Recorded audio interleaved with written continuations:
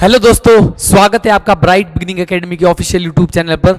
जैसा कि आप सब लोगों को पता है कि ब्राइट बिगिनिंग एकेडमी में अभी तक दो बैचेस बैठे हुए हैं। आपका होमगार्ड का बैच है और पटवारी का बैच है। ये दोनों बैच ऑनलाइन ऑफलाइन लगे हुए हैं। ऑनलाइन भी आपकी क्लासेस हो रही है और ऑफलाइन भी क्लासेस हो रही है। ठीक है, तो अभी तक हमने साइंस में क्या पढ़ा है? हमने सबसे पहले कंपोनेंट्स ऑफ फूड के बारे में पढ़ा था। उसके बाद हमने क्या पढ़ा? फोर्स और लॉज ऑफ मोशन के बारे में पढ़ा। ठीक है, और इनर्शिया वगैरह हमने उसमें डिस्कस कर लिया था। आज हम आपके लिए टॉपिक लाए हैं लाइट, रिफ्लेक्शन एंड शैडो। ठीक है, ये इंपॉर्टेंट टॉपिक है। आपने अभी तक पिछले जितने भी एग्जाम हुए हैं, हिमाचल प्रदेश में जितने भी एग्जाम हुए हैं, उसमें आपके क्वेश्चंस इस चैप्टर से देखने को मिले हैं।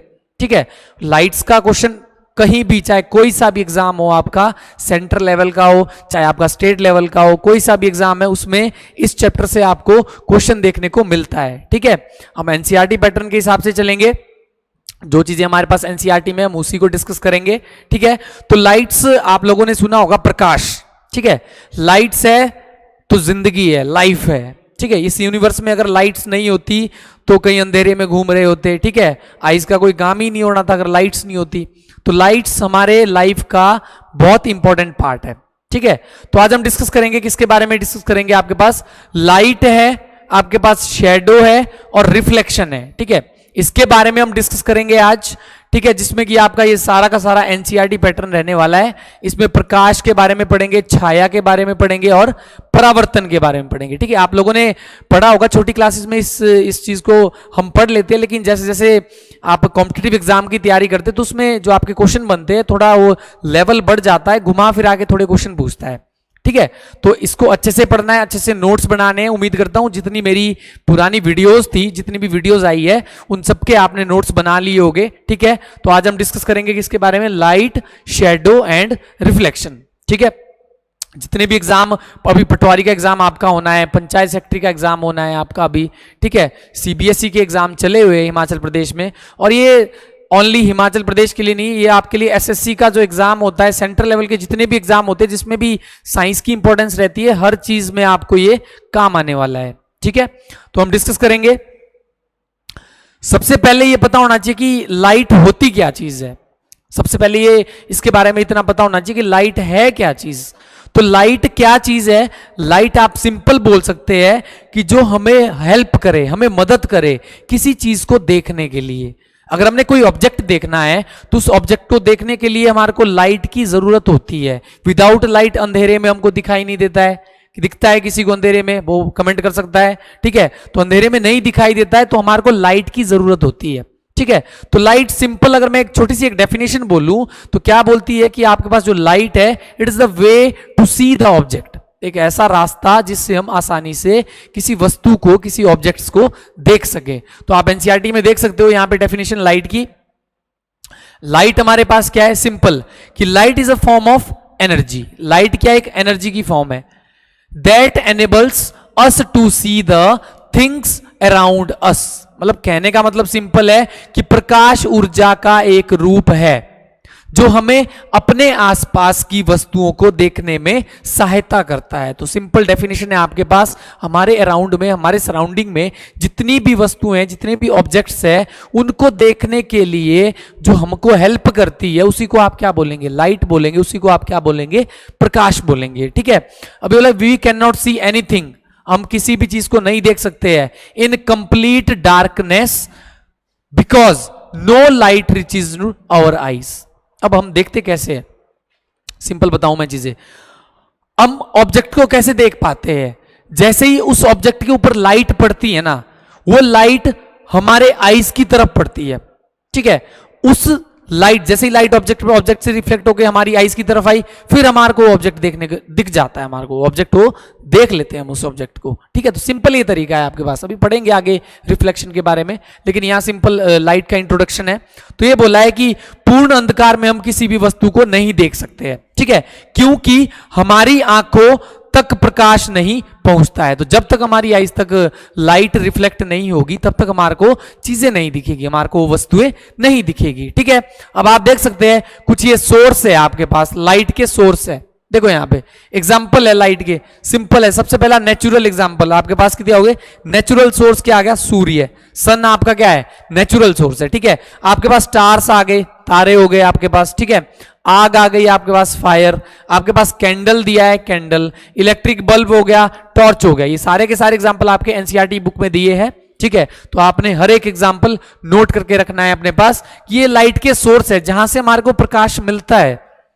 नेचुरल सोर्स इसमें से कौन सा है, सन है। सन से लाइट की रेज आ रही है, ठीक है। तो सन से रेज आ रही है लाइट की, ये नेचुरल सोर्स है। लेकिन आपने आर्टिफिशियल सोर्स भी तो देखे हैं, टॉर्च बनाते हो आप खुद, ठीक है। इलेक्ट्रिक बल्ब बनता है, आप बिजली खुद प्रोड्यूस करते हो, ठीक है। तो ये आपके पास आर्टिफिशियल सोर्स है, कुछ नेचुरल सोर्स है। तो ये लाइट के सोर्स है जिनसे आपका जो लाइट है वो पैदा होती है, लाइट का प्रोडक्शन होता है, ठीक है। तो आप समझ चुके होंगे इंट्रोडक्शन के बारे में कि लाइट के बारे में हमने क्या चीज डिस्कस की है, ठीक है। नेक्स्ट अगला हमारे पास है कि आपके पास दो ऑब्जेक्ट्स होते हैं। अब इनको क्या बोलते हैं आप, पहला ऑब्जेक्ट है आपके पास लुमिनियस, जिसको, और दूसरा कौन सा है, नॉन लुमिनियस ऑब्जेक्ट। अब लुमिनियस ऑब्जेक्ट हिंदी में क्या बोलते हैं, प्रद्वीप्त और अप्रद्वीप्त वस्तुएं। लुमिनियस हो गया प्रद्वीप्त और नॉन लुमिनियस कौन सा हो गया, अप्रद्वीप्त वस्तुएं। तो ये क्या वस्तुएं होती है, सिंपल अगर मैं बात करूं, लुमिनियस ऐसे ऑब्जेक्ट है जो लाइट को प्रोड्यूस करते हैं, जो लाइट को क्या करते हैं, लाइट को प्रोड्यूस करते हैं। नॉन लुमिनियस ऐसे ऑब्जेक्ट है जो लाइट को प्रोड्यूस नहीं करते, खुद से लाइट को प्रोड्यूस नहीं करते हैं, ठीक है। तो सिंपल अगर मैं बात करूं, देखो अगर मैं लुमिनियस ऑब्जेक्ट की बात करूं तो आप देख सकते हैं डेफिनेशन यहां पे, जो प्रद्वीप्त वस्तुएं होगी क्या होती है हमारे पास, objects that produced their own light, जो अपनी खुद की लाइट पैदा करते हैं, ठीक है। यहां पे बोल सकते हैं आपकी प्रद्वीप्त वस्तुएं, जो वस्तुएं स्वयं प्रकाश उत्पन्न करती है, जो खुद क्या है, प्रकाश को उत्पन्न करे, उसी को आप क्या बोलते हो, उसी को आप लुमिनियस ऑब्जेक्ट बोलते हो, प्रद्वीप्त वस्तुएं बोलते हो। किसको, जो आपके पास लाइट को खुद से प्रोड्यूस करेगी, जो लाइट, जो रोशनी हमको देती है, उसको क्या बोलते हैं आप, लुमिनियस बोलते हो। इसमें आपके एनसीईआरटी के एग्जांपल आपने याद रखने हैं, जैसे आपके पास सन आ गया, इलेक्ट्रिक बल्ब आ गया, कैंडल फ्लेम आ गई आपके पास, फायर आ गया आपके पास, फायर फ्लाई आ गई, स्टार्स आ गई, सारे एनसीईआरटी एग्जांपल है, देख सकते हैं आप यहाँ पे। कौन सा, सन आ गया, सन लाइट प्रोड्यूस करता है।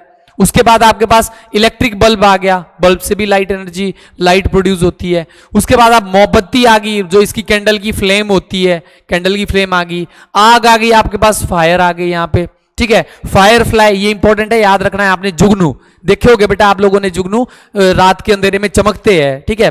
ये आपको फायर फ्लाई बोलते हैं इनको, इनसे भी लाइट प्रोड्यूस होती है, देखते चमकते हैं, रोशनी छोड़ते हैं, तो ये भी खुद से अपनी एक लाइट जो है प्रोड्यूस करते हैं, ठीक है। अगला आपके पास स्टार्स है, तारे भी चमकते हैं, ठीक है, तारों से भी लाइट प्रोड्यूस होती है। तो ये सारे के सारे क्या है, ये सारे के सारे आपके लुमिनियस ऑब्जेक्ट है, प्रद्वीप्त वस्तुएं। अब अप्रद्वीप्त क्या होगी, बिल्कुल लुमिनियस का उल्टा हो जाएगा। अब आपके पास ये ऑब्जेक्ट है, जो इनको आप नॉन लुमिनियस ऑब्जेक्ट बोलते हो, ये कैसे ऑब्जेक्ट होंगे, ध्यान रखना, object that do not produce their own light, अपनी लाइट प्रोड्यूस नहीं करेंगे, लेकिन but reflect light are called non luminous object. लेकिन लाइट को परावर्तित जरूर करते हैं, रिफ्लेक्ट जरूर करते हैं। इनके ऊपर अगर लाइट पड़ती है तो ये अपने से लाइट को रिफ्लेक्ट करेंगे, ठीक है। दूसरे, अगर मैं मान लो मेरे ऊपर लाइट पड़ रही है तो दूसरे बंदे को तभी दिखूंगा मैं, ठीक है, क्यों, मेरे से लाइट रिफ्लेक्ट होके उसकी आईज की तरफ जाएगी, इसलिए मैं उसको दिखूंगा, ठीक है। समझ आई ये चीज। तो नॉन लुमिनियस ऑब्जेक्ट कैसे होते हैं, जो वस्तुएं जो स्वयं प्रकाश उत्पन्न नहीं करती, लेकिन प्रकाश को परावर्तित करती है, प्रकाश को रिफ्लेक्ट करती है, उनको आप क्या बोलेंगे, नॉन लुमिनियस ऑब्जेक्ट बोलेंगे। क्या बोलेंगे, नॉन लुमिनियस ऑब्जेक्ट या अप्रद्वीप्त वस्तुएं बोलेंगे आप, ठीक है। तो इतना लग गया होगा आपको पता। इसके एग्जाम्पल देखना ध्यान से। मून है, चंद्रमा के पास अपनी लाइट नहीं है, लेकिन जैसे ही सूर्य की रोशनी उसके ऊपर पड़ती है तो क्या है, लाइट रिफ्लेक्ट करता है, उसमें से लाइट रिफ्लेक्ट होके हम तक आ रही है, ठीक है। वो तो यहां क्या है, जो मून है आपके पास, मून भी लाइट रिफ्लेक्ट नहीं करता है, ठीक है। मतलब आपके पास जितने भी प्लेनेट है वो लाइट रिफ्लेक्ट नहीं करेंगे, ठीक है। तो उसके ऊपर जब सूर्य का प्रकाश पड़ता है तो वो लाइट प्रोड्यूस नहीं करेंगे, उसके ऊपर लाइट का रिफ्लेक्शन होगा, वहां से लाइट रिफ्लेक्ट होके आ रही है हमारे पास। मून का हमारे को जो लाइट दिखती है वो सूर्य की वजह से दिखती है। सूर्य का प्रकाश उस पर पड़ रहा है और जैसे ही सूर्य का प्रकाश उस पर पड़ रहा है वैसे ही वहां से हमारी आईज की तरफ रिफ्लेक्शन हो रही है, हमारी वहां से लाइट हमारी आईज तक पहुंच रही है रिफ्लेक्ट होके, इसलिए हम चांद का जो है कलर देख पा रहे हैं, रंग देख पा रहे हैं। समझ आई ये चीज? तो यहां पे मून हो गया आपके पास, बुक जो किताब है क्या लाइट प्रोड्यूस करेगी? नहीं प्रोड्यूस करेगी। आपके पास चेयर हो गया, कुर्सी, टेबल आ गया आपके पास, पेड़ आ गया आपके पास, मनुष्य ह्यूमन बींग, हम भी नहीं कर सकते पैदा लाइट। ठीक है, तो हम किस में आ गए? नॉन लुमिनियस में आ गए। हम किस में आ गए? नॉन लुमिनियस में आ गए हम सारे के सारी चीजें। ह्यूमंस हो गया आपके पास और पेंसिल आ गया आपके पास, मतलब जितने भी सारे ऐसे ऑब्जेक्ट जो आपके पास लाइट प्रोड्यूस नहीं करते हैं। क्या है इसमें याद रखना है आपने? तो सिंपल में हमने डेफिनेशन पढ़ी है लुमिनियस और नॉन लुमिनियस ऑब्जेक्ट, द्वीप्त और अद्वीप्त भी बोलते हैं, या फिर प्रद्वीप्त और अप्रद्वीप्त। प्रद्वीप्त कौन सी होगी? लुमिनियस कौन सी होगी? जो लाइट को खुद से प्रोड्यूस करेगी, जो लाइट को खुद से पैदा करेगी, अपनी खुद की लाइट बनाएगी। और अद्वीप्त कौन सी होगी? जो लाइट खुद की तो नहीं बनाएगी, खुद से लाइट प्रोडक्शन नहीं करेगी, लेकिन लाइट को रिफ्लेक्ट करेगी, परावर्तित करेगी। और रिफ्लेक्ट किससे करेगी? दूसरे से, जब उस पर लाइट पड़ रही होगी। किन से? जब प्रद्वीप्त वस्तुएं से उनके ऊपर लाइट पड़ रही होगी। तो ये उम्मीद करता हूं आपको समझ आ गया होगा कि लुमिनियस और नॉन लुमिनियस क्या होते हैं। ये एग्जाम्पल आपने, इसके इंपॉर्टेंट है, एग्जाम्पल आपने अच्छे से याद करने हैं। एग्जाम्पल अपने दिमाग में बिठा लो कि क्या चीजें है। उम्मीद करता हूं आपको कॉन्सेप्ट समझ आ गया होगा कि इनके पीछे का कॉन्सेप्ट क्या है। तो ये क्लियर होगी ये चीजें। नेक्स्ट अगला हम डिस्कस करते हैं। नेक्स्ट हमारे पास है ट्रांसपेरेंट। अब हमारे पास तीन तरह के ऑब्जेक्ट्स आते हैं बेटा। तीन तरह के कौन कौन से हैं? एक होता है ट्रांसपेरेंट जिसको आप पारदर्शी बोलते हैं, और एक होता है ट्रांसलूसेंट जिसको अर्ध पारदर्शी बोलते हैं, और एक होता है ओपेक जिसको आप क्या बोलते हैं? अपारदर्शी, जिसके आसपास प्रकाश जा ही नहीं सकता है। तो ये छोटी छोटी चीजें हैं एनसीईआरटी की, लेकिन आपने एग्जाम में देखा होगा ये छोटी छोटी चीजें बेटा एग्जाम में पूछी जाती है। अगर आपने एग्जाम क्लियर करना है ना, तो एग्जाम क्लियर करने के लिए आपको हर एक छोटी चीज, हर एक चीज एनसीईआरटी की पढ़नी पड़ेगी, हर एक चीज एनसीईआरटी की दिमाग में बिठानी पड़ेगी। आपने देखा होगा जेबीटी का कमीशन हुआ है अभी पीछे, तो उसमें 6 से 10 तक की एनसीईआरटी यही सिलेबस था, साइंस का सेम सिलेबस है जो आपका पटवारी का सिलेबस है, जो आपका एचपी पटवारी का है, जो आपका एचपी पंचायत सेक्रेटरी का है, सेम सिलेबस आपका जेबीटी कमीशन का था। उसमें बिल्कुल छोटी से छोटी चीज आपकी पूछी गई है, हर एक चीज आपके लिए इंपॉर्टेंट रहने वाली है। तो कोई भी चीज एनसीईआरटी की मत छोड़ो, इनफैक्ट एग्जाम्पल तक याद कर लो। हम जो पढ़ते हैं ना, हम पढ़ते हैं ऊपर ऊपर से, हम पढ़ लेते हैं, हमने उठा ली लूसेंट की किताब उठा दी, ये किताब उठा दी, एनसीईआरटी हम देखते नहीं है कभी। स्कूल में पढ़ी होती है, स्कूल में भी अगर टीचर अच्छा नहीं मिला तो देखते ही नहीं है फिर उसके बाद। समझ आई ये चीज? तो एनसीईआरटी से आज की डेट में जो क्वेश्चंस है वो एनसीईआरटी से बन रहे हैं। टीसीएस कहां से बना रहा है क्वेश्चन? एनसीईआरटी से बना रहा है। हर एक छोटे से छोटा क्वेश्चन पूछ रहा है, स्टेटमेंट में बना रहा है क्वेश्चन। तो आपके लिए एनसीईआरटी बेटा इंपॉर्टेंट रहने वाली है, हर एक चीज आपका उसमें इंपॉर्टेंट रहने वाला है। ठीक है, तो अब बात करते हैं हम कौन सा? ट्रांसपेरेंट ऑब्जेक्ट, पारदर्शी वस्तुएं। अब ये पारदर्शी वस्तुएं कैसी होती है? सिंपल मैं आपको एग्जांपल बता दूं इसका, कि पारदर्शी वस्तुएं ऐसी वस्तुएं होती है जिनके आर पार प्रकाश पूरी तरीके से चला जाता है, जिनके आर पार लाइट पूरी तरीके से क्रॉस हो जाती है। जिनके आर पार लाइट क्रॉस हो जाए ना, उसको आप क्या बोलेंगे? ट्रांसपेरेंट बोलेंगे। तो एनसीईआरटी की डेफिनेशन देख लेते हैं। एनसीईआरटी क्या बोलता है कि transparent objects are those objects through which almost all the lights passes.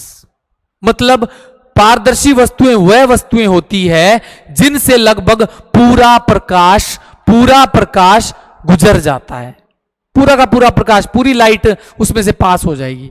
पूरा का पूरा प्रकाश क्या है? उसमें से गुजर जाएगा, मतलब पूरी लाइट आर पार हो जाएगी, पूरी लाइट क्रॉस हो जाएगी उसमें से। ठीक है, अब यही बोला है उसने, जैसे एग्जाम्पल दिए। एग्जाम्पल आपके लिए बहुत इंपॉर्टेंट रहने वाले। एग्जाम्पल दिया है क्लीन ग्लास, ये आप एग्जाम्पल देख सकते हैं यहाँ पे, ये इसके एग्जाम्पल है। देखो बिल्कुल साफ ग्लास, कांच में से लाइट क्रॉस हो जाएगी ना, लेकिन साफ होना चाहिए ग्लास, इसके आर पार लाइट चली जाती है। इसके अंदर पानी है, प्योर वाटर भरा है, कोई इसमें अशुद्धियां नहीं है, कोई इसमें इंप्योरिटीज नहीं है भरी हुई, तो इसके आर पार भी लाइट क्रॉस हो जाएगी। ठीक है, तो ये भी किस में आ गया आपके पास? ये भी ट्रांसपेरेंट में आ गया।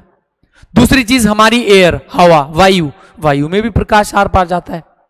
तीसरी चीज आपने पारदर्शी प्लास्टिक शीट, एक क्लियर या क्लीन प्लास्टिक शीट ले लेनी है, उसके आर पार भी लाइट क्रॉस हो जाएगी। तो ये एग्जाम्पल आपके बहुत इंपॉर्टेंट रहने वाले हैं। जितने भी आपने ये एग्जाम्पल पढ़े सारे एग्जाम्पल एनसीईआरटी के, बेटा एनसीईआरटी से हर एक चीज आपकी एनसीईआरटी की इंपॉर्टेंट रहने वाली है। कोई भी चीज आप एनसीईआरटी की मत छोड़ो। मैं एनसीईआरटी लेके आया हूं इसलिए क्योंकि हमको पता है कि एग्जाम में क्या चीज आ रही है, एग्जाम में क्या चीज पूछता है।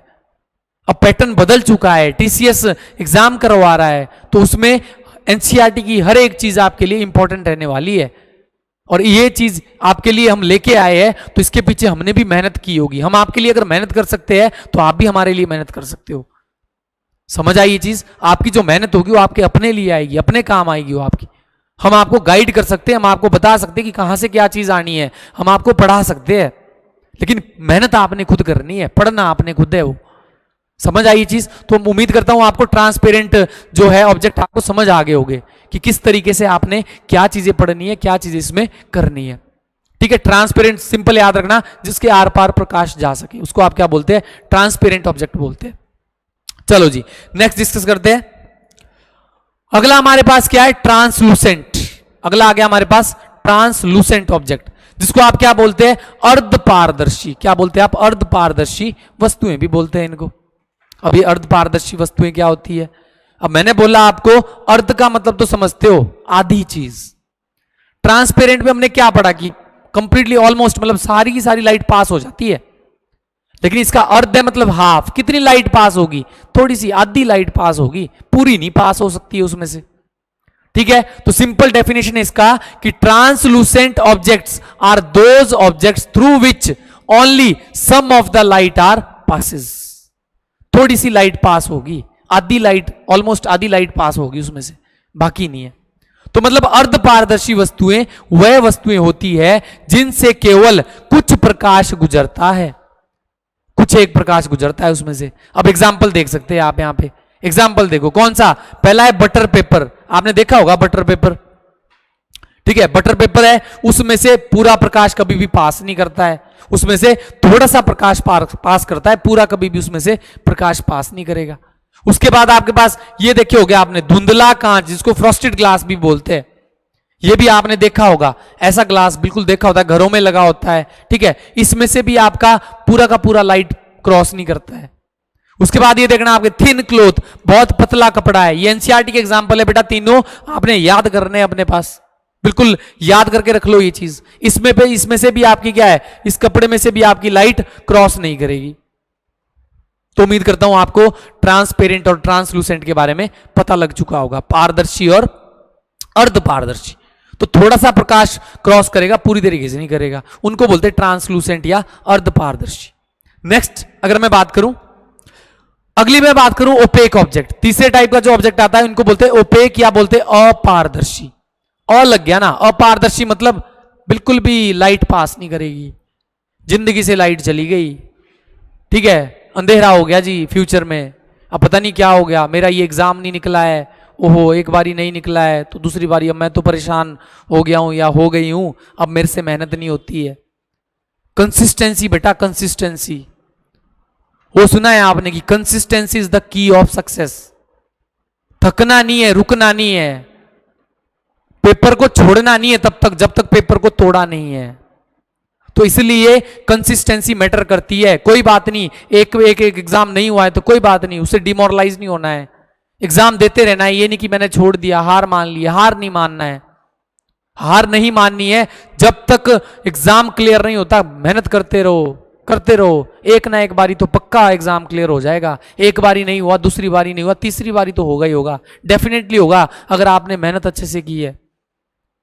ठीक है, तो इतना बता रहा हूं चीजें। नेक्स्ट वापिस आते हैं हम। अपारदर्शी वस्तुएं कैसी होगी? जिनके आसपास लाइट बिल्कुल भी क्रॉस नहीं करती है, जिनके आर पार लाइट बिल्कुल भी क्रॉस ना करे, तो उनको बोलते हैं आप अपारदर्शी। Opaque objects are those objects through which no light passes. कोई भी लाइट क्रॉस नहीं करेगी। ठीक है, जैसे एग्जांपल दे दिए इसने आपके पास, ये एग्जांपल देख सकते हैं आप यहाँ पे ओपेक ऑब्जेक्ट के। देखो एग्जांपल सबसे पहला दिया है लकड़ी। लकड़ी का एक टुकड़ा है बेटा, देखो लकड़ी का टुकड़ा, लकड़ी में से क्या लाइट पास हो सकती है? नहीं हो सकती है लाइट। उसने स्टोन, पत्थर दे दिया, पत्थर के आर पार लाइट पास हो सकती है? नहीं हो सकती है पास। उसने एग्जाम्पल दे दिया आपके पास मेटल, कोई सा भी मेटल उठा लो, इसने मेटल उठाया कोई सा, ये सिल्वर या कोई भी उठा लो आप, इसके आसपास क्या लाइट जाएगी? नहीं जाएगी।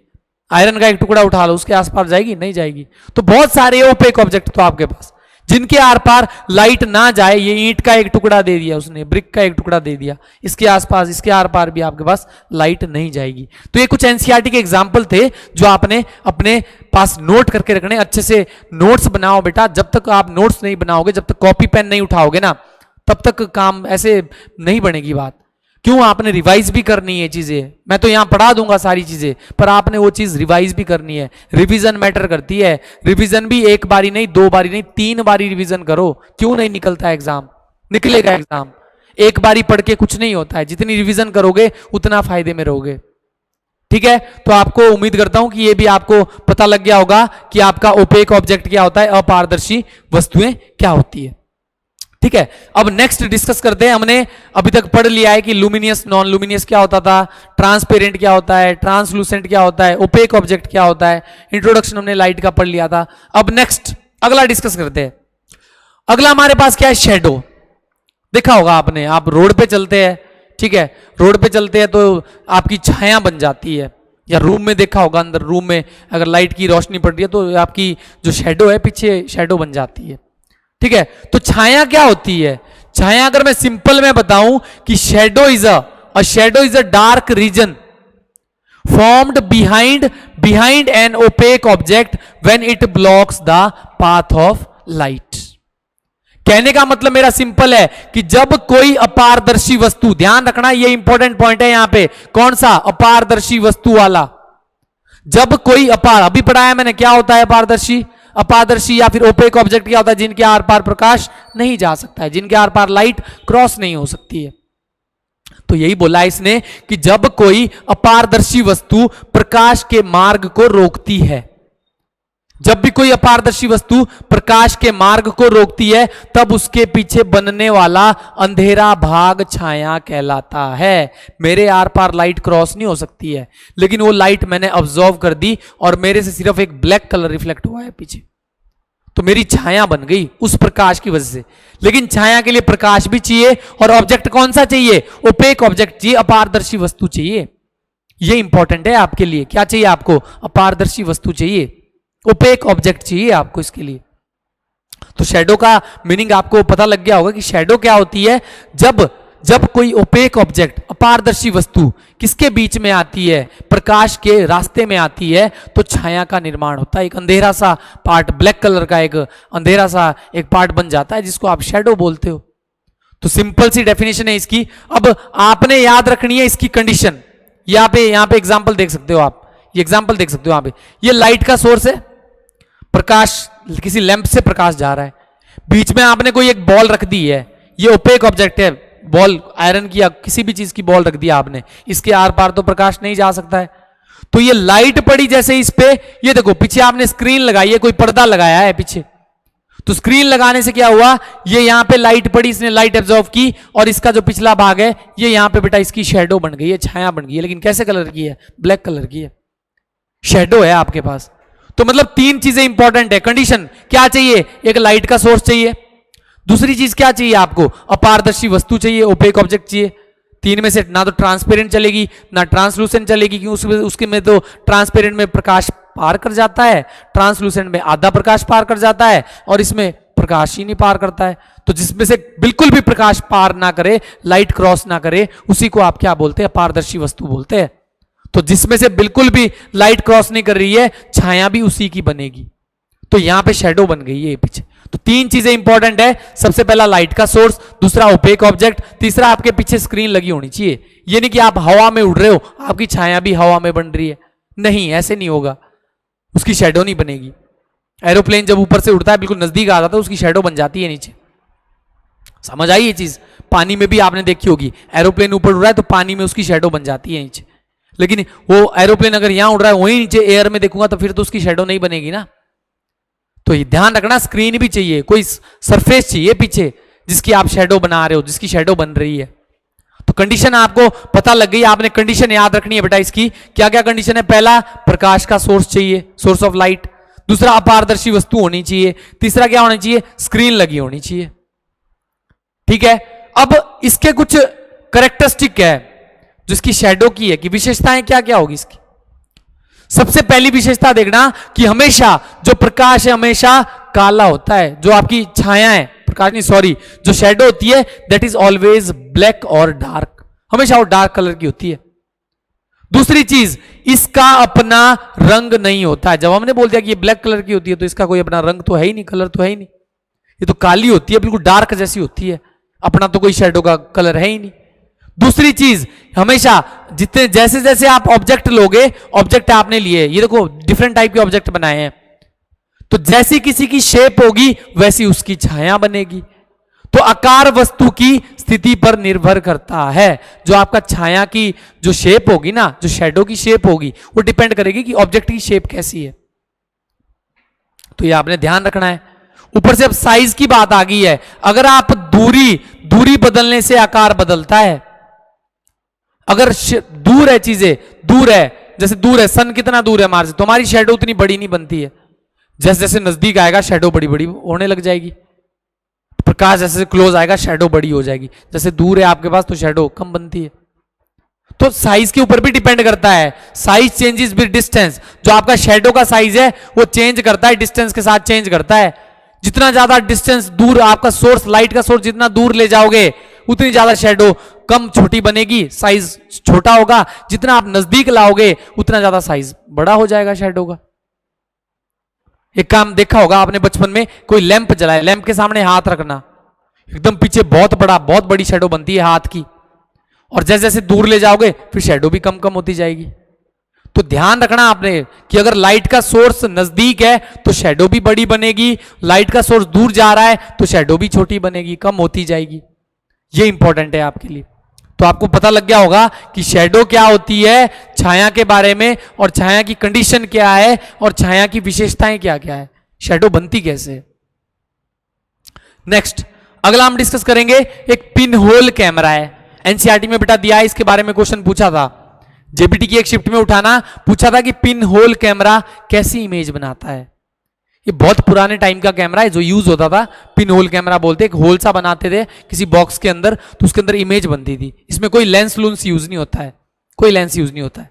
ठीक है, तो पिन होल कैमरा क्या है, आप डेफिनेशन देख सकते हो कि pin hole camera is a simple camera having a tiny hole instead of lens.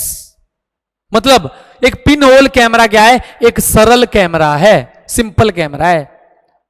ठीक है, जिसमें लेंस की जगह छोटा छिद्र होता है, एक होल होता है। मेले में मिल जाते हैं ये छोटे छोटे से कैमरे होते हैं, देखे हो क्या आपने, उसमें एक होल सा होता है, उसके अंदर से इमेज दिख जाती है। लेकिन वो इमेज कैसी बनती है, उसके अंदर उल्टी बनती है इमेज, फिर हमारी आईज उसको सीधा कर देती है। समझ आई ये चीज। तो ये पिन होल कैमरा है आपके पास। अभी हम इसका प्रिंसिपल, सिद्धांत, light travel in a straight line, उसमें लाइट हमेशा सीधे उसमें चलेगी, उसके लिए लाइट की जरूरत है। और लाइट कैसी जानी चाहिए, प्रकाश हमेशा सीधी रेखा में चलता है। Light always travel in a straight line, इसमें जब जाओगे। अब देखो सिंपल, यहां पे मैं बता दूं आपको, यहां पे देखो ये है, मान लो कोई ऑब्जेक्ट है, ये पेड़ लिया है यहां पे। अब एक बॉक्स होता है, देखो ये आपको दिख रहा होगा, ये छोटा सा छिद्र पिन होल दिख रहा होगा आपको ये। अब एक पिन होल है, पीछे लगा है यहां पे पर्दा, ये डब्बा होता है, यहां पे आगे होल है ऐसा डब्बा, और पीछे पर्दा लगा होता है, स्क्रीन लगी होती है। अब देखो इसने पेड़ सीधा था, इसने इसको उल्टा कर दिया है, तो कैसा इमेज बनाता है ये इंपॉर्टेंट है आपके लिए। इसके बारे में सिर्फ एक ही चीज याद रखनी है, कैसी इमेज बनती है, इन्वर्टेड बनती है, उल्टा चित्र बनता है। कैसा बनता है, उल्टा बनता है, इन्वर्टेड बनता है। तो ये चीज आपने दिमाग में बिठा के रखनी है। अब इसके बारे में कुछ इसकी विशेषताएं बताइए, कैरेक्टरिस्टिक्स। सबसे पहली क्या है, देखो इमेज में देखना, हमेशा याद रखना कर, सबसे पहली इमेज कैसी बनेगी, उल्टी बनेगी जी, इन्वर्टेड बनेगी। कैसी बनेगी, इन्वर्टेड बनेगी। इन्वर्टेड होता है उल्टा, उल्टी बनेगी। देखो उल्टी तो बन रही है यहां इमेज। दूसरी चीज कैसी बनेगी, रियल बनेगी, वास्तविक बनेगी। अब ध्यान रखना, वास्तविक कैसी बनेगी, रियल बनेगी। इसमें कोई भी लेंस का उपयोग नहीं होता है, कोई भी लेंस यूज किया है, एक होल बनाया बस सिंपल सा।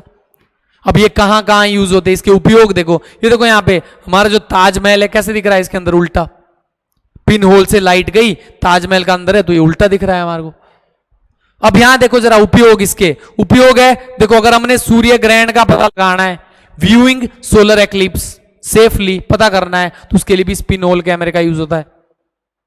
दूसरी चीज साइंस एक्सपेरिमेंट में, विज्ञान में बहुत यूज होता है ये, ठीक है। तो पिन होल कैमरा प्रकाश के सीधी रेखा में चलने वाले सिद्धांत पर निर्भर करता है। तो आपको दो क्वेश्चन आ सकते हैं यहां से। पहला क्वेश्चन, इमेज कैसी बनाता है, कैसी बनाता है, रियल वास्तविक और उल्टी।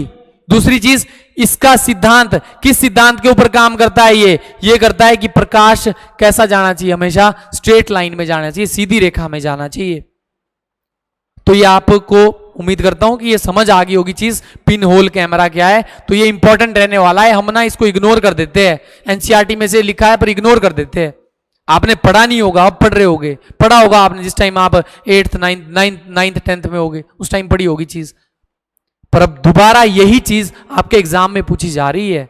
अब अच्छे से समझो इसको, पढ़ो इसको, कॉन्सेप्ट समझो। साइंस कॉन्सेप्ट मांगती है, साइंस में आप रट्टा नहीं मार सकते हो, ठीक है। तो ये क्लियर हो चुका होगा। चलो नेक्स्ट डिस्कस करते हैं।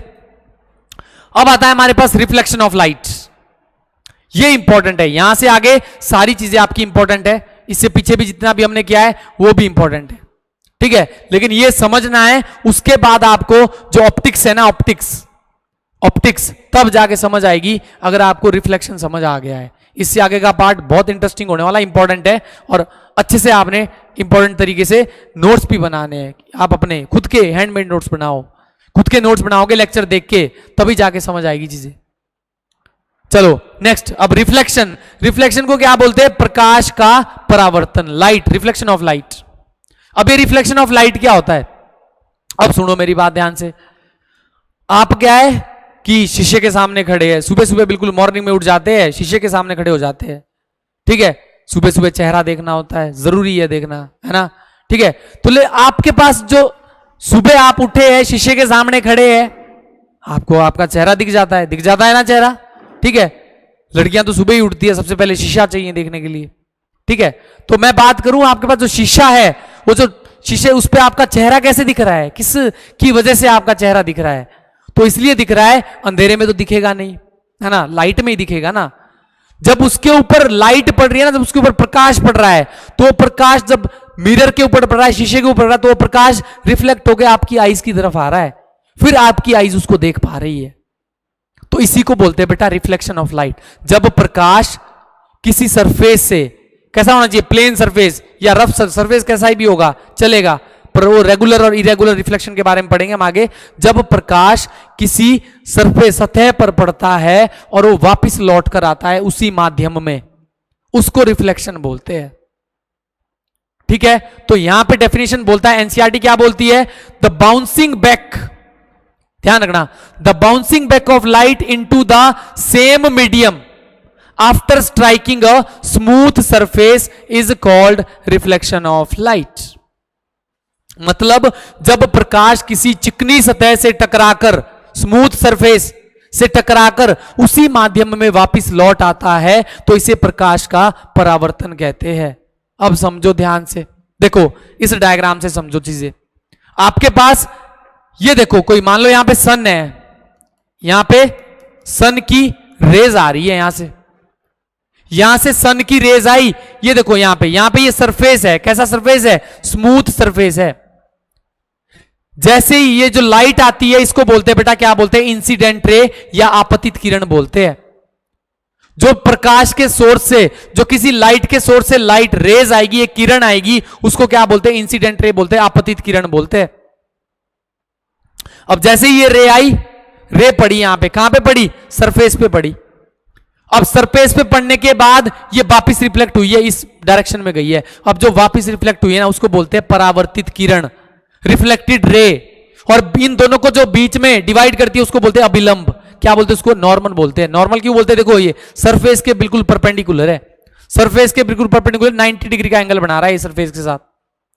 लेकिन जो रे आई, रे पड़ी, यहां पे एंगल बना, इसको बोलते हैं इंसिडेंट एंगल, और यहां पे आर बना, इसको बोलते हैं रिफ्लेक्टेड एंगल, ठीक है। अब समझना ध्यान से समझना ये चीजें। देखो आपके पास कोई सरफेस है, मान लो ये यहां पे कोई सरफेस है, ठीक है। अब सरफेस है, अब यहां पे मान लो सन है, सोर्स है आपके पास लाइट का कोई, यहां से रे आई, ये देखो ये रे पड़ी यहां पे, ये लाइट की रे आ रही है, बीच में होता है नॉर्मल जो इसको डिवाइड कर रहा है, इसको बोलते हैं आप बेटा क्या बोलते हैं, इसको बोलते हैं नॉर्मल या अभिलंब भी बोलते हैं। अब ये रे आई है लाइट रे, ये इस रे का नाम क्या हो जाएगा, इसको बोलेंगे आप इंसिडेंट रे। क्या बोलेंगे आप, इंसिडेंट रे, आपतित किरण। अब जैसे इंसिडेंट रे किसी सरफेस पे पड़ी, ये एंगल इसको बोलते हैं इंसिडेंट एंगल आई। मैंने आई क्या बोला आपको, आई क्या बोला, इसको नोट करना आपने, incident angle. Incident angle Hindi में बोलते हैं आपतन कोण, आपतन कोण। और फिर जैसी लाइट यहां पड़ी, ये नॉर्मल है, यहां से वापस रिफ्लेक्ट होके चली गई है। अब जो रिफ्लेक्ट होके गई है, ये जो एंगल बना रहा है ना, किसके साथ, नॉर्मल के साथ, इसको बोलते हैं रिफ्लेक्टेड एंगल। अब जो आपके पास एंगल आ रहा है, इसको क्या बोलेंगे आप, रिफ्लेक्टेड एंगल। रिफ्लेक्टेड एंगल, जिसको आप क्या बोलेंगे, परावर्तन कोण। क्या बोलेंगे आप इसको, परावर्तन कोण। तो ये है लाइट का रिफ्लेक्शन, ये ध्यान रखना है, इंपॉर्टेंट है ये आपके लिए। इसको बोलते हैं रिफ्लेक्शन ऑफ लाइट, जब किरण आती है और वापस, और देखो मीडियम एक ही है, इसी माध्यम में लौट रही है वापस, यहां से दूसरे माध्यम में नहीं जा रही है। अगर मैं यहां पे क्या रखता, यहां पे एक एयर है और नीचे वाटर है, तो अगर लाइट वाटर में जाती, उसको रिफ्लेक्शन नहीं बोलेंगे, उसको रिफ्रैक्शन बोलते हैं। ये भी हम आगे डिस्कस करेंगे, अगली हमारी वीडियोस बनेगी जो, उसमें डिस्कस करेंगे ये चीज, ठीक है। तो आपको पता लग गया होगा कि रिफ्लेक्शन क्या होती है, रिफ्लेक्शन ऑफ लाइट क्या चीज होती है, ठीक है। आपने ये दोनों एंगल याद रखने, क्योंकि अभी मैं लॉ बताने वाला हूं इसके रिफ्लेक्शन के लॉ बताने वाला हूं, ठीक है। अब लॉ में एक चीज ध्यान रखना, जो ये इंसिडेंट एंगल है ना बेटा, ये रिफ्लेक्टेड एंगल के बराबर होता है। पहला नियम क्या बोलता है कि जितना इंसिडेंट एंगल है उतना आपके पास रिफ्लेक्टेड, मतलब कहने का मतलब मेरा ये है, अगर ये 30 डिग्री है तो ये भी 30 डिग्री है, अगर इसको मैं ये बोलता कि ये 40 डिग्री है तो ये भी 40 डिग्री है। तो ये रिफ्लेक्शन के नियम है कि जितना एंगल इंसिडेंट होगा उतना एंगल रिफ्लेक्टेड होगा, जितना आपतन कोण है उतना परावर्तन कोण है। तो यहां पे आपको पता लग चुका होगा, ये देख सकते हैं आप, यहां पे ये रिफ्लेक्शन है आपके पास, इंसिडेंट रे आई, ये परावर्तित किरण है। अब आपने क्या याद रखना है, देखो ध्यान से, यहां पे याद रखना है ये लॉज इंपॉर्टेंट है, इसमें से पूछता है क्वेश्चन। मैंने आपको बताया कि पहला लॉज क्या बोलता है, the angle of incidence is equal to the angle of reflection. मैंने बोला कि इंसिडेंट बराबर होगा, आपतन कोण बराबर किसके होगा, परावर्तन के। जितना 30 डिग्री होता वो भी 30 डिग्री है। जितना एंगल यहां पे अगर मान लो ये 30 डिग्री है, तो ये वाला भी क्या होगा, 30 डिग्री होगा। जो वापस गई है, रिफ्लेक्ट होकर जो रह गई है, उसको भी आप 30 डिग्री बोलोगे। ये चीज है, पहला नियम ये है। दूसरा नियम क्या बोलता है कि the incident ray, reflected ray and the normal all lies in a same plane. जो आपका आपतित किरण है और परावर्तित किरण है और अभिलंब है, सभी एक ही तल में होते हैं। हाँ, एक ही प्लेन में तो है, ये वाला एक ही प्लेन तो है पूरा, ये दूसरे में तो नहीं जा रही है लाइट, ये एक ही प्लेन है आपके पास, एक ही तल में प्रेजेंट है तीनों चीजें। कौन, इंसिडेंट रे भी, नॉर्मल भी और रिफ्लेक्टेड रे भी, तीनों एक ही प्लेन में प्रेजेंट है। तो ये नियम है, नियम आपने दोनों याद रखने। यहां से स्टेटमेंट बेस्ड क्वेश्चन बनेगा यहां से, और कभी कभी तो डायरेक्ट एमसीक्यू में पूछ देता है कि इनमें से कौन सा सही है। तो एक ऑप्शन ये भी होगा, बाकी कैसे होंगे कि I is greater than R, I is not equal to R, I is less than R, ऐसे हो गए 4 ऑप्शन, और आंसर कौन सा हो जाएगा, ये सही हो जाएगा आपके पास। तो ये इंपॉर्टेंट रहने वाला है बेटा आपके लिए, ठीक है। तो उम्मीद करता हूं आपको रिफ्लेक्शन ऑफ लाइट समझ आ गया। और इसके कुछ एग्जांपल है, देखो ये मिरर का आ गया, दर्पण में परावर्तन, आपने ये देखो ये देखा ही होगा, धातु की सतह पर परावर्तन, चम्मच से भी लाइट रिफ्लेक्ट होती है। तीसरा आपने देखा होगा कि रिफ्लेक्शन है, बड़ी बड़ी बिल्डिंगों में ग्लास लगे होते हैं कांच, उसमें से भी तो लाइट रिफ्लेक्ट होती है, उसी को बोलते हैं रिफ्लेक्शन ऑफ लाइट।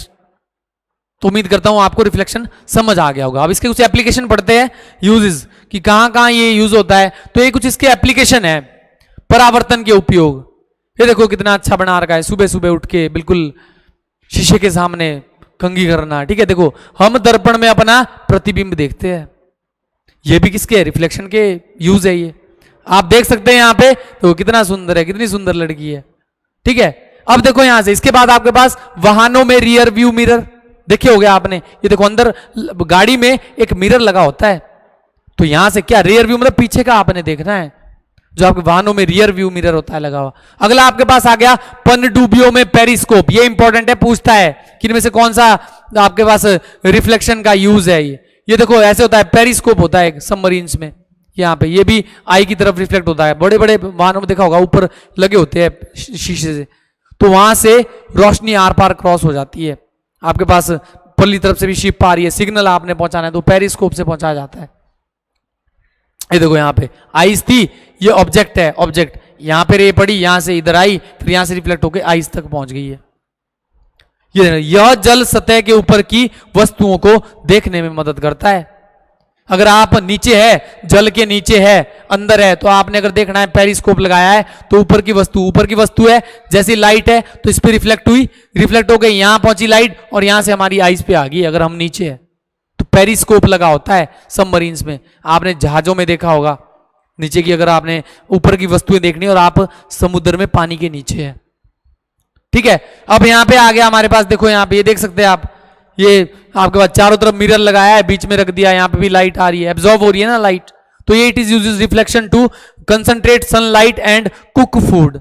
ये देखो सारी लाइट यहां पड़ी है, इसने लाइट एब्जॉर्ब की और ये गर्म हो गया अंदर से, तो मतलब यह सूरज के प्रकाश को परावर्तित करके एकत्रित करता है और भोजन पकाने के उपयोग में लाता है, जिसको आप सोलर कुकर बोलते हैं। यही है वो सोलर कुकर, सौर कुकर। सोलर पैनल लगा दिए, फिर बीच में रख दिया डब्बा, एक सोलर एब्जॉर्ब करेगा और वो यहां छोड़ देगा पूरा, इसी को सोलर कुकर बोलते हैं। अगला आ गया आपका सर्च लाइट, हेडलाइट हो गई, हेडलाइट भी रिफ्लेक्शन करता है। अगला आपके पास क्या आ गया, सजावटी सामान, ये बहुत सारी चीज रिफ्लेक्शन के ये एग्जांपल है सारे के सारे। ठीक है बेटा, तो क्लियर हो चुका होगा आपके पास, इसकी एप्लीकेशन भी आपको पता लग गई होगी। ये एप्लीकेशन याद रखनी है, डायरेक्ट पूछेगा एग्जाम में, एग्जाम्पल समेत पूछेगा। अगली अगर हम डिस्कस करें नेक्स्ट, अगला हमारे पास क्या है, मिरर। अब आता है हमारे पास मिरर, दर्पण।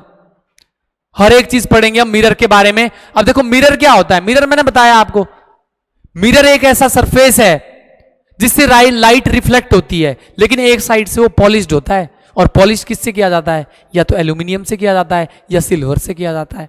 देखा होगा आपने, आपके घर का मिरर जो होता है एक साइड से कैसा होता है, वो पॉलिश्ड होता है एक साइड से। ठीक है, अब अगर डिस्कस करें, देखो मिरर की सिंपल डेफिनेशन आप लिख सकते हैं कि दर्पण एक चिकनी चमकदार सतह होती है जो प्रकाश को परावर्तित करती है और वस्तुओं का प्रतिबिंब बनाती है। मतलब क्या हुआ कि अब mirror is a smooth polished surface that reflect light and form image of object. मतलब मिरर किसी लाइट अगर उसके सरफेस पे पड़ रही है उसको वापस रिफ्लेक्ट करेगी और इमेज बनाएगी अंदर किसकी, ऑब्जेक्ट की, उसी को मिरर बोलते हैं। तो उम्मीद करता हूं आपको ये चीजें समझ आ रही होगी। अब मिरर हमारे पास कितने प्रकार के होते हैं, 3 प्रकार के होते हैं जो एनसीईआरटी में आपके प्रेजेंट है। कौन कौन से, पहला समतल दर्पण, प्लेन मिरर। दूसरा आपके पास अवतल दर्पण, कनकेव मिरर। तीसरा आपके पास कन्वेक्स मिरर, उत्तल दर्पण। ये आप देख सकते हैं, इसका बिल्कुल प्लेन है सरफेस, और इसका थोड़ा आपका जो कनकेव है अवतल दर्पण है, ये अंदर से थोड़ा कैसा है, कर्व टाइप है, और ये बाहर से है कर्व टाइप। ये देख सकते हैं आप, कन्वेक्स और कनकेव, इनके बारे में पढ़ेंगे, अच्छे से डिस्कस करेंगे। ये बोल रखा है कि इसका परावर्तक सतह समतल होता है, इसकी परावर्तक सतह अंदर की ओर वक्र होती है, मतलब अंदर की तरफ होती है इसकी, ऐसे ऐसे को वक्र अंदर की तरफ। और इसकी जो है रिफ्लेक्टिंग सरफेस कैसा होता है, बाहर की तरफ वक्र होता है। इसका जो रिफ्लेक्टिंग सरफेस है वो इनवर्ड है, इसका रिफ्लेक्टिंग सरफेस कैसा है, आउटवर्ड है। समझ आई ये चीज। तो ये तीनों मिरर को हमने डिटेल से पढ़ना है, 1 बाय 1 डिस्कस करेंगे इनको, कि क्या प्लेन मिरर होता है, क्या आपके पास कनकेव मिरर है, क्या आपके पास कन्वेक्स मिरर है। ठीक है, चलो नेक्स्ट। अब हमारे पास सबसे पहले डिस्कस करेंगे प्लेन मिरर के बारे में, कि इमेज कैसी बनाता है जी, कौन, प्लेन मिरर। अब समझना पहले मेरी बात, देखो इमेज के बारे में बात की है, इमेज के बारे में ही पूछेगा। मैंने आपको पिन होल कैमरे में बताया था कि इमेज कैसी बनती है, पिन होल कैमरे में रियल वास्तविक बनती है, ठीक है, और कैसी बनती है, इन्वर्टेड उल्टी बनती है। लेकिन इमेज मिरर में याद रखना, अगर मिरर के अंदर इमेज बन रही है ना, अगर मिरर के, ये कॉन्सेप्ट है, दिमाग में बिठा दो, ये लेंस में भी यही काम आएगा और मिरर में भी यही काम आ गया। अगर मिरर के अंदर, दर्पण के अंदर इमेज बन रही है तो कैसी होगी वो, वर्चुअल और इरेक्ट, जिसको आप आभासी बोलते हैं और सीधी बोलते हैं। अगर मिरर के बाहर इमेज बन रही है तो कैसी होगी? अगर मिरर के बाहर इमेज बन रही है तो कैसी होगी? रियल होगी, वास्तविक होगी। और कैसी होगी? इन्वर्टेड, उल्टी होगी। तो अब इसके बारे में डिस्कस करते हैं। देखो, समतल दर्पण एक चिकनी चमकदार सपाट सतह होता है जो प्रकाश को परावर्तित करके वस्तुओं के प्रतिबिंब बनाता है। मतलब plane mirror is a smooth polished surface that reflect light and forms image of object, जो ऑब्जेक्ट की इमेज बनाता है। यहां पे देख सकते हो। देखो ये एग्जांपल देखो, यहां आपके पास एक मोमबत्ती है, ऑब्जेक्ट रखा है, या आपने प्लेन मिरर रख दिया। जैसे ही इसका प्रकाश इस पर पड़ेगा तो इमेज बन जाएगी। पीछे को देखा होगा आपने, पीछे को इमेज, और इमेज बन गई है ये पीछे। अब आपको मैं थोड़ा बहुत समझाता हूं चीजें कि कैसे होता है। देखो, सबसे पहली चीज, ये आपका प्लेन मिरर है, बिल्कुल स्ट्रेट होता है, ये स्ट्रेट लाइन का होता है, बिल्कुल सीधा। ठीक है, ये आपका क्या है? प्लेन मिरर है। ये आपका प्लेन मिरर है। अब मान लो यहां पे कोई ऑब्जेक्ट रखा है, मैंने ऑब्जेक्ट रख दिया यहां पे, कोई ऑब्जेक्ट रखा है। अब ऑब्जेक्ट से लेकर मिरर तक, अब ध्यान से सुनना चीजें, ऑब्जेक्ट जहां रखा है वहां से मिरर तक का डिस्टेंस, उसको बोलते हैं बेटा यू बोलते हैं। और यू क्या है? This you is object distance. Object distance मतलब वस्तु की दूरी। यू ध्यान रखना क्या है? वस्तु की दूरी कहां से? दर्पण से। अब जितनी दूरी पर यह होगा उसके अंदर इमेज भी बनेगी। प्लेन मिरर के अंदर ही बनती है इमेज। मान लो यहां पे आपकी क्या बन गई है? यहां पे आपकी इमेज बन गई है। तो यहां से यहां तक का डिस्टेंस, इसको बोलते हैं वी। क्या बोलेंगे आप इसको? इमेज डिस्टेंस, मतलब प्रतिबिंब की दूरी। अब फैक्ट क्या है? अब सुनना मेरी बात ध्यान से। जितनी दूरी पे दर्पण के सामने कोई ऑब्जेक्ट रखा है ना, कोई वस्तु रखी है, उतनी ही दूरी पर उसकी इमेज बनती है प्लेन मिरर में। दूसरी चीज, दूसरा फैक्ट यह है कि इमेज कहां बन रही है? मिरर के बाहर बन रही है, मिरर के अंदर बन रही है? इमेज बन रही है मिरर के अंदर।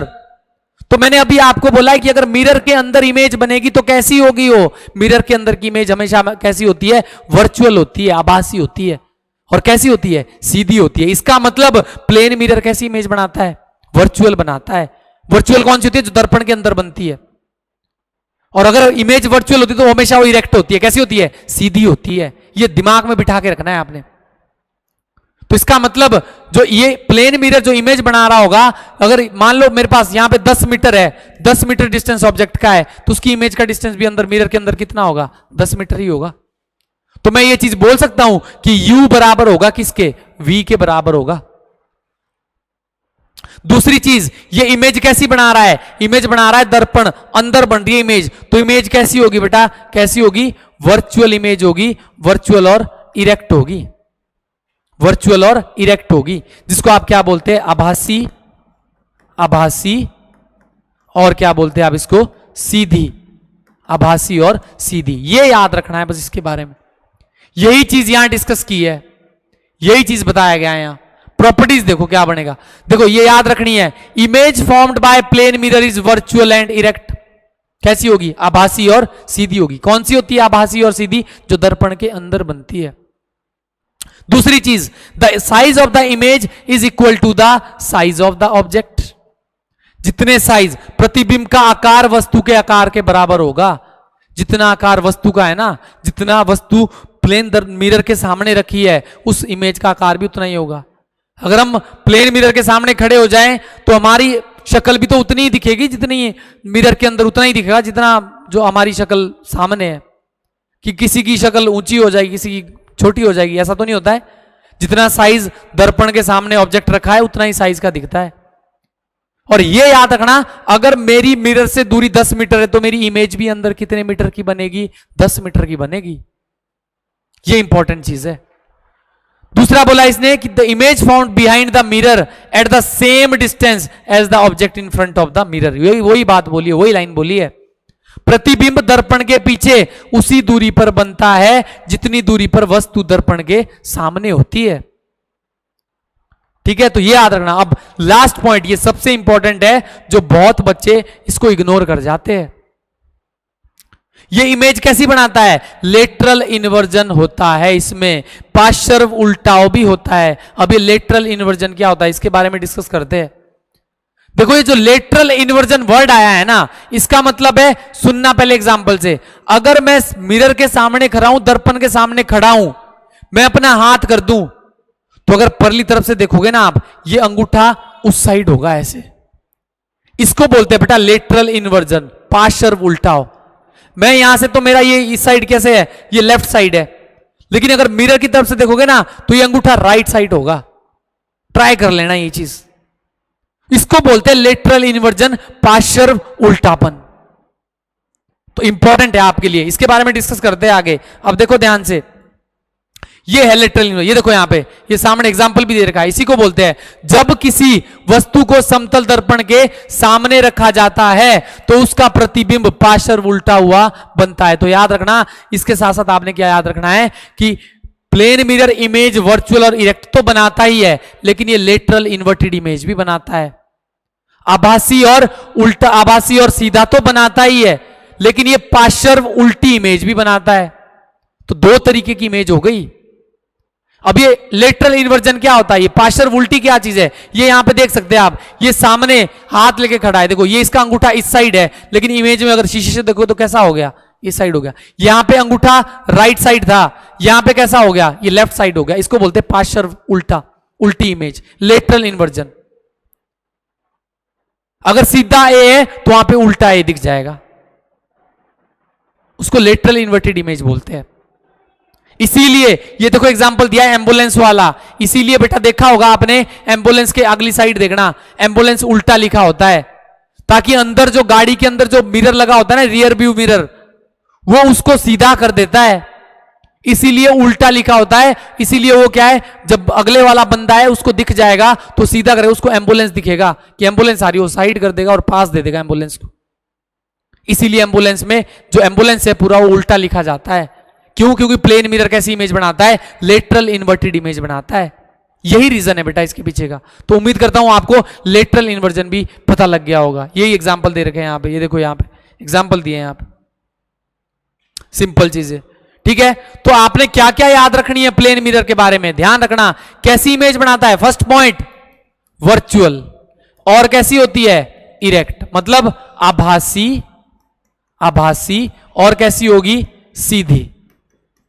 दूसरा पॉइंट क्या याद रखना है आपने, कैसी बनाता है, lateral inverted, lateral inverted image, ये भी बनती है। इसको आप क्या बोलते हैं, पार्श्व उल्टी, पार्श्व उल्टी इमेज, प्रतिबिंब। तीसरी चीज क्या याद रखनी है, जितनी दूरी पर ऑब्जेक्ट होगा उतनी दूरी पर क्या होगा, उसकी इमेज भी होगी। यू क्या होता था, ऑब्जेक्ट डिस्टेंस, और वी क्या होता था, इमेज डिस्टेंस। ये याद रखना है।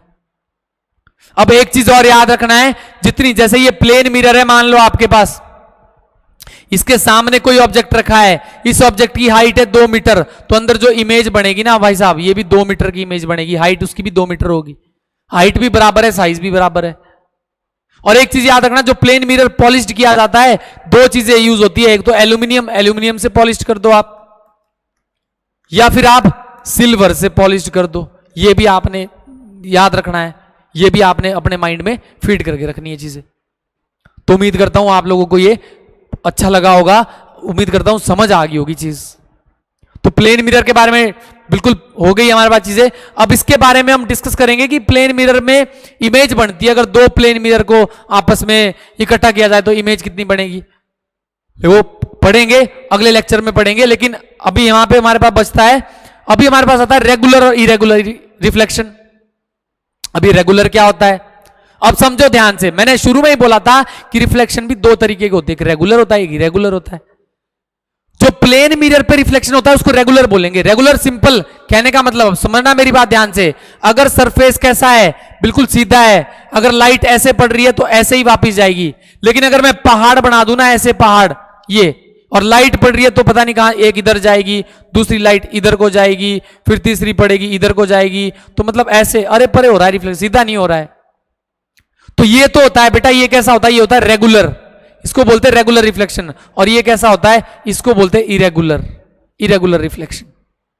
तो यहां पे देखो, सबसे पहले रेगुलर के बारे में डिस्कस करते हैं। देखो रेगुलर में क्या बोला है, इसको नियमित परावर्तन भी बोलते हैं। इसके बारे में भी जेबीटी में एक शिफ्ट में क्वेश्चन आया था कि इनमें से कौन सा रेगुलर रिफ्लेक्शन है। यह भी इंपॉर्टेंट है आपके लिए। अब रेगुलर क्या होता है? जब प्रकाश किसी चिकनी और पॉलिश सतह पर गिरता है तो वह एक निश्चित दिशा में परावर्तित होता है, जिसको आप क्या बोलते हैं? नियमित बोलेंगे। मतलब जब लाइट एक पर्टिकुलर डायरेक्शन में रिफ्लेक्ट हो। समझ आई ये चीज? अब यही बोला है कि when light falls on a smooth and polished surface it reflects in a particular direction, this is called regular reflection। इसको आप रेगुलर रिफ्लेक्शन बोलेंगे। अब एग्जांपल देखो, कितना अच्छा एग्जांपल। ये देखो यहां पे डायग्राम देख सकते हैं आप। यहां पे ये देखो, ये रे आई, ये दूसरी रे आई, ये तीसरी, ये नॉर्मल है बीच में, ये रिफ्लेक्ट हो रही है, तो रेगुलर है ये रेगुलर रिफ्लेक्टेड रे है, बिल्कुल प्लेन सरफेस है। सेम मिरर में भी होता है। देखो मिरर में लाइट पड़ी, यहां से रिफ्लेक्ट हो गया आगे वापिस, पैरेलल रेज है, समानांतर रेखाएं हैं। तो ये होता है बेटा, क्या होता है? रेगुलर। और रेगुलर में एग्जांपल याद रखना है। देखो प्लेन मिरर हो गया आपके पास, और एग्जांपल जल, जो पानी है, पानी से भी रिफ्लेक्शन कैसी होती है? ये भी रेगुलर होती है। अब मैं आपको इरेगुलर दिखा देता हूं। ये देखो इरेगुलर में देखना क्या क्या आता है। जब प्रकाश किसी खुरदरी, अब सरफेस देखना कैसा होगा? खुरदरी या असमतल। अब देखना ध्यान से, रफ कैसा सरफेस होगा? रफ और अनइवन। जैसे पहाड़ होते हैं ना, वैसे वो अनइवन है, वो प्लेन नहीं है। इतना ध्यान रखना, अगर कोई सरफेस प्लेन है तो उस पर रेगुलर रिफ्लेक्शन होगा। अगर कोई सरफेस प्लेन नहीं है, उबड़ खाबड़ है, तो उसमें कैसा होगा? इरेगुलर रिफ्लेक्शन होगा। इतना ध्यान रखना है बस। तो इरेगुलर में एग्जांपल देख सकते, ये देखो यहां पे ये पहाड़ है, ये रे आई, कोई इधर को चली गई, ठीक है, कोई इधर को, कोई इधर को, कहीं इधर को, कोई इधर को वापस आ गई है। तो ये देखो ये इरेगुलर रिफ्लेक्शन है, ये रेगुलर नहीं है। ये समझ सकते हैं आप इस चीज को, ठीक है। आपतित किरणें एक दूसरे के समानांतर होती है, लेकिन परावर्तित किरणें में विभिन्न दिशाओं में बिखर जाती है। ये देखो यहाँ पे कोई एक कागज है, इस पर भी पड़ रहा है, अनियमित है। ये आपके पास कोई दीवार है, इरेगुलर रिफ्लेक्शन होगा। दीवार प्लेन नहीं है, ऐसी है कुछ दीवार, तो कहीं इधर को जाएगी लाइट, कोई इधर को जाएगी, कोई इधर को जाएगी, तो ये होता है इरेगुलर रिफ्लेक्शन। तो ये आप समझ चुके हैं चीजें।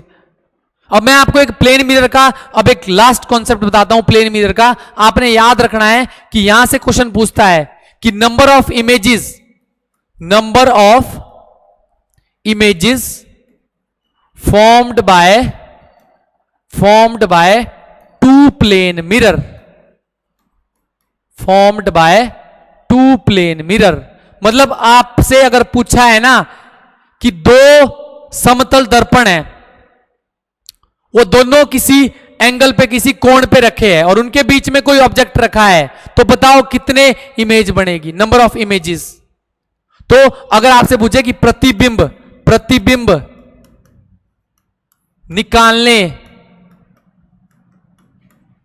निकालने पर जब दो दर्पण के बीच में वस्तु रखी हो, जब दर्पण के बीच में वस्तु रखी हो, प्रतिबिंब निकालने,